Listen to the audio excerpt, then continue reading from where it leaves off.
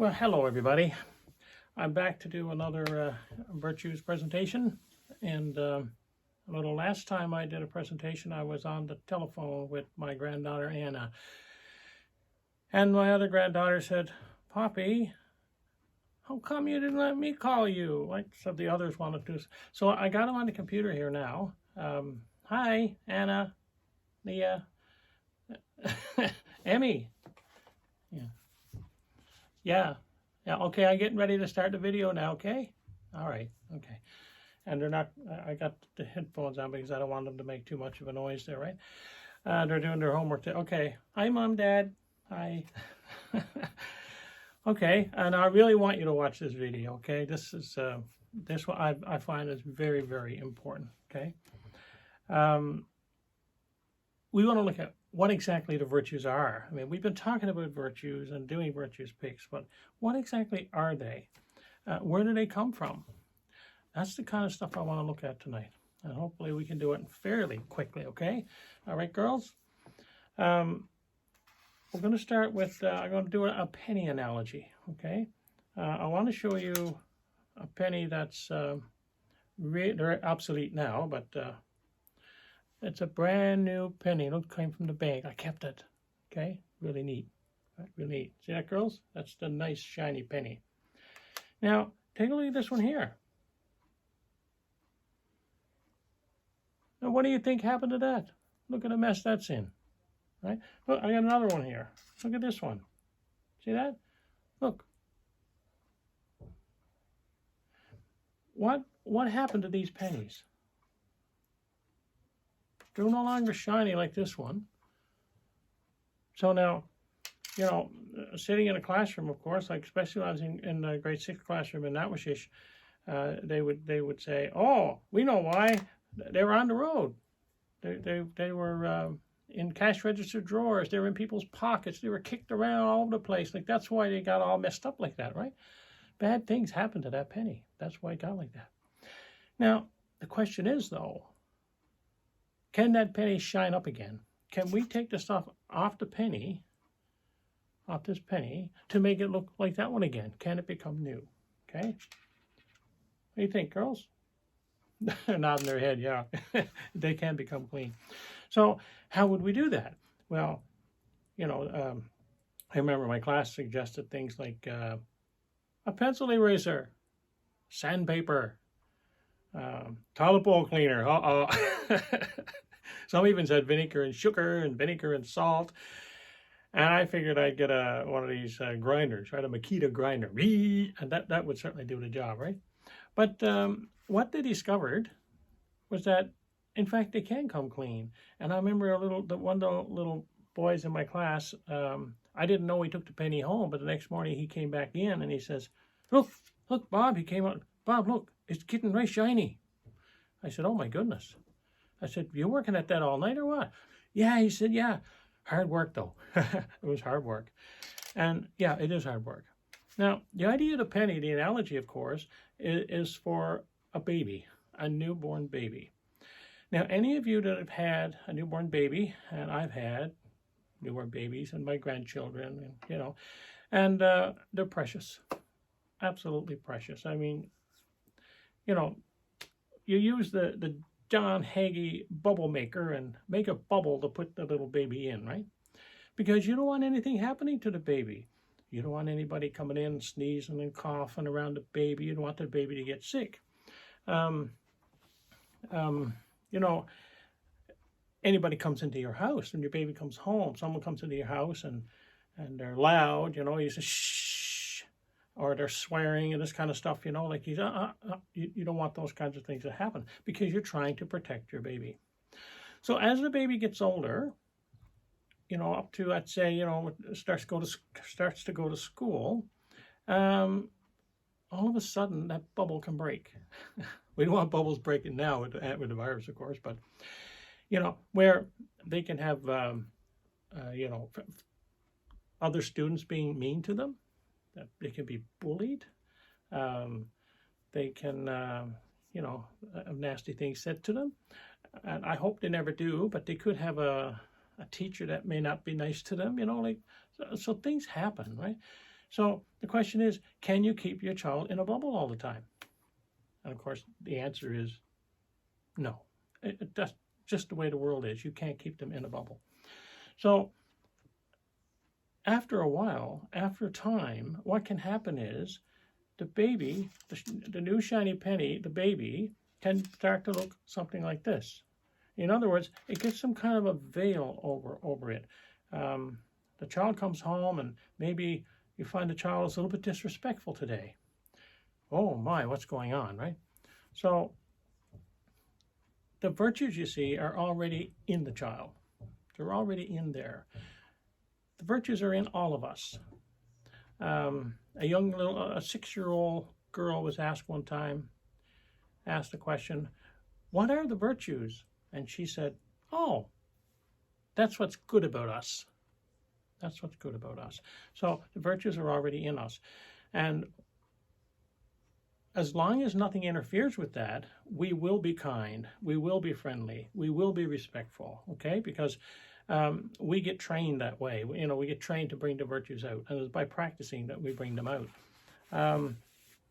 Poor old John Hagee. I just want to just read this little bit here for you, a little tiny little bit.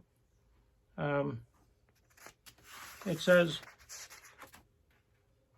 like an acorn, which has within it the capacity to become a towering oak, a child has great potential.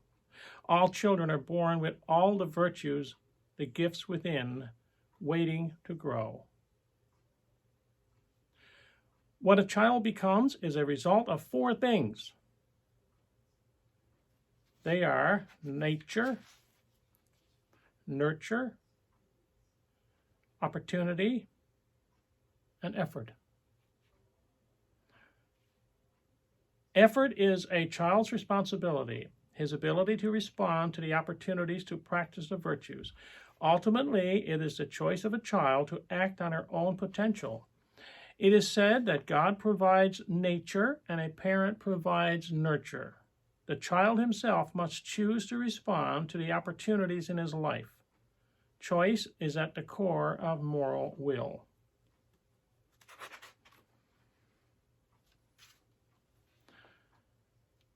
So, children very much need a guiding hand to lead them.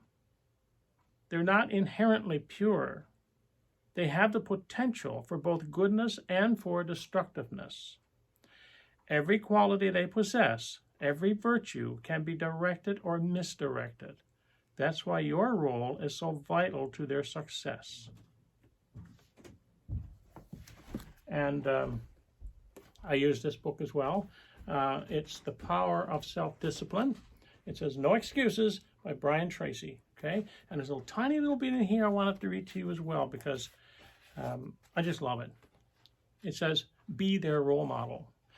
Every adult in the child's life must be a role model for that child, okay? Every one of us, not just the parents, the teachers, every adult that comes in contact with that child, okay? Of course, if you want your child to behave in a certain way, you must model that method of behavior continually year after year. If you want your children to dress properly, you must dress properly. If you want your children to groom themselves properly, you must groom yourself properly as well.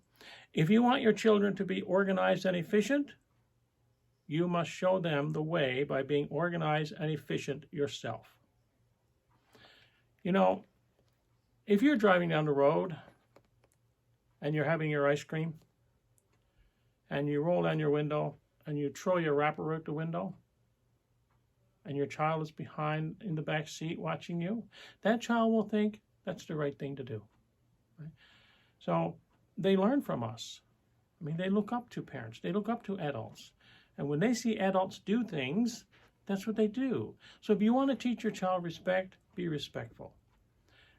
Not just respectful in front of the people you're talking to, but respectful behind their back. When they're no longer there, still be respectful because your child sees that. And that's how your child learns. They model your behavior. That's why you have to be a role model. That's how it's done. Now, just a tiny little virtue I have here. They're not tiny, they're all really, really good virtues. This one here I happened to pick was honor, okay? And it seemed to fit into this really, really well. Supreme honor and real happiness lie in self-respect, in high resolves and noble purpose, in integrity and moral quality, in immaculate mind. What is honor? Being honorable is living with a sense of respect for what you believe is right. It is living by the virtues, living up to the gifts that the Creator placed within you.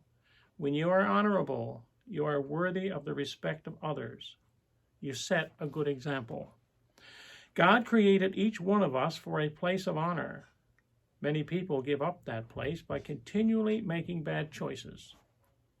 When you're being honorable, you don't feel ashamed of who you are or what you are doing. You are proud of the choices you're making. People of honor distinguish themselves by doing what is right, regardless of what others are doing. Honor is a path of integrity. Now, when somebody passes on, what do they take to the next world with them? They don't take their new skidoo, they don't take their truck, they don't take their house, they don't take their clothes, they don't take their rings, they don't take their money, nothing. If you want to know what they take, listen to a eulogy. When they say the things about the person that really is the person. They were loving. They were so helpful. They were kind. They were so responsible. They, and the list goes on and on. They were compassionate. They had empathy, and they are the virtues. They are the principles that we live by. And what we try to do is to try and again, like I said, nobody's perfect, but we always try each day to be a little better than we were yesterday. And if we keep trying to do that, then I think our lives will certainly improve, okay? So thank you so much for listening to me again tonight. And the girls are there now. You can get back at your homework, of course. And I'll discuss this with them a little more later on, But I'll have some more videos coming up. And I certainly hope you're watching them and tune in next time. As a matter of fact, I can tell you that I'm going live next week with Virtues on Monday, Wednesday, and Friday. So I look forward to seeing you there. Okay, so thank you very much. Good night.